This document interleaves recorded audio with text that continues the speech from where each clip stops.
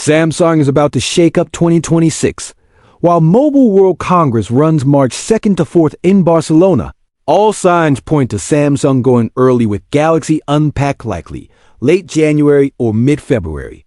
And that timing matters because being first isn't just bragging rights. It's strategy. Launch earlier, set the agenda, and let everyone else spend the rest of the season reacting to you. When Samsung launches outside MWC, it owns the narrative. No crowded show floors, no competing press events, no split attention. Unpacked is 100% Samsung, which means the headlines, the hands-ons, and the social buzz are all focused on one story, the Galaxy S26 family. Other brands usually steer clear of Samsung's dates anyway, which gives Samsung a clean runway to explain the complex stuff. The invisible hardware and software changes that need time and DMOS to make sense. Algorithms and news cycles love a single sustained story, and Samsung knows how to fill that space. Here's what the leaks say about the lineup. Expect 3 phones, Galaxy S26, S26 Plus, and Galaxy S26 Ultra. References inside One UI. 8.5 spotted by Android Authority point to 3 coding names, M1, M2, and M3, complete with internal renders.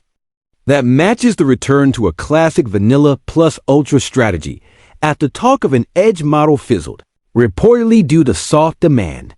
When Samsung goes with this trio, its signals are clear, easy to shop ladder of features and price points that people understand instantly.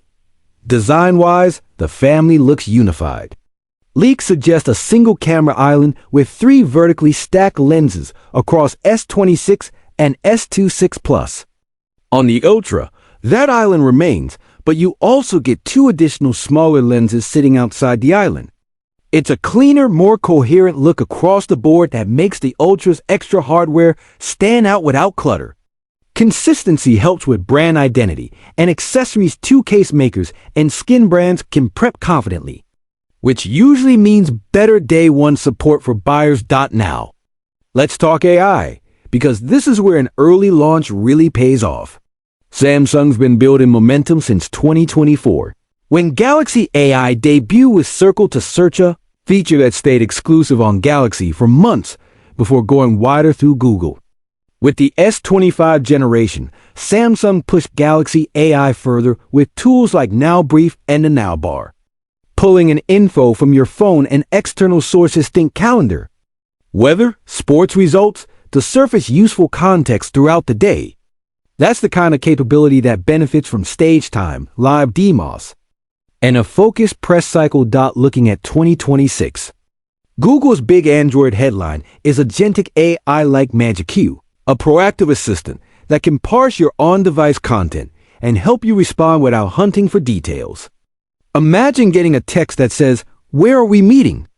Magic Q can find the restaurant booking and draft a reply with the address. Picture another scenario. A friend asks about your flight. It can spot your itinerary and suggest a time and terminal in a single tap. If Samsung responds with a smarter, more private, more local processing version of Now Brief, deeper context, bigger data fusion, faster on-device intelligence, it won't just complement Google's approach. It will define the feature everyone else has to answer. And if Samsung launches first, it gets weeks of owning that conversation before MWC even starts. Competitive context matters here. Google often opens the door with new Android capabilities. The Pixel 8 and 8 Pro were pitched as the first AI smartphones in October 2023, and the Pixel 9 carried that baton. But Samsung turned AI into a mainstream story with the S24, and then the S25 series. Polished UX, broad availability, relentless marketing. Pixel tends to preview the future. Samsung packages it for millions. If the S26 Ultra lands with a cohesive, easy-to-demo AI package, Samsung sets the benchmark again for what an AI phone means to most buyers. Now to the spices leak drama, the Galaxy S26 Ultra's cameras. The Ultra is expected to ship with 4 rear lenses, a main wide, An ultra-wide, a periscope zoom, and a standard telephoto, often the 3x lens used for portraits and mid-range zoom. That last lens is where things got messy. Early whispers pegged it at 12 MP, then 50 MP, then back to 12 MP. And lately even 10 MP.